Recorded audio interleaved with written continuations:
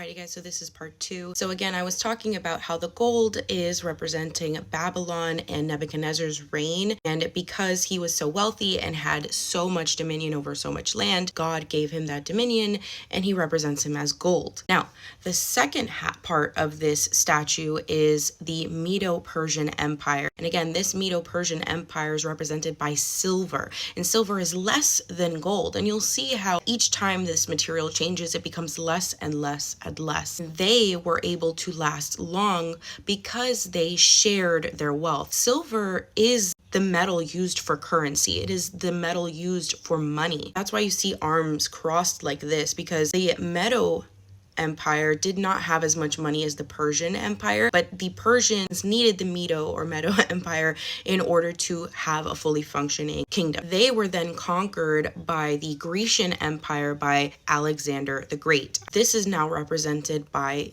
the metal bronze. Bronze is the metal represented by purification and God's judgment. God's judgment over these two kingdoms brought Alexander the Great, and he ruled over a lot of land. He ruled over so much land that he had no more land to conquer, became depressed, and then eventually got sick and died. And that part of the Grecian Empire was between 350 and 323 BC. So they didn't last very long. I mean, he really didn't live very long. He was actually a very young ruler. He really only lived to be about 30 years old. And then we have the legs of iron. If you know what iron looks like, or if you've ever tried to pick anything up that is iron, you would know that it is very heavy and very strong. This metal represents the Roman Empire. We all know that the Roman Empire ruled with an iron fist, meaning that they had an extreme form of punishment. They definitely didn't take anything from anybody. They made sure that if you went against them,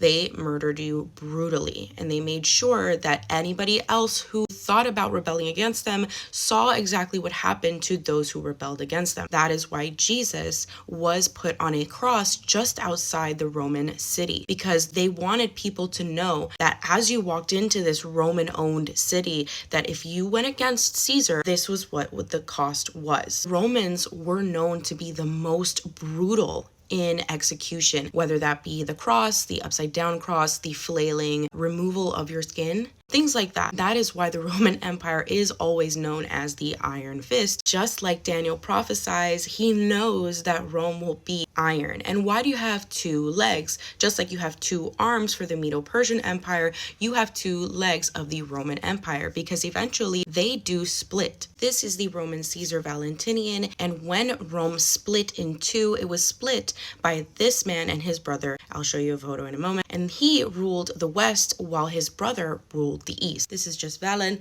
He also ruled, he was the one who ruled the east. And then Daniel tells him that the feet of this statue are made up of a mixture of iron and clay. I don't know if you've ever seen iron or clay, but when you try to mix them together, they don't mix. It becomes an unstable substance. You cannot build anything on mixing iron and clay. They don't mix. So this empire that is being spoken of with the 10 toes, or the 2 feet, will be an empire that is divided within itself. And that is where the book of Revelation connects to the book of Daniel. There's many parts where the books connect, but this is a crucial part, because here Daniel is telling us about the 10 kings mentioned in Revelation as the 10 horns. This will be an unstable nation that turns against itself and crumbles in the end. In verse 34 of chapter 2 of Daniel, we see that Daniel tells Nebuchadnezzar that God takes a stone from a mountain, aka Jesus, the cornerstone, and throws it down to the feet of this statue, causing the entire statue to crumble, because the base of the statue, the foundation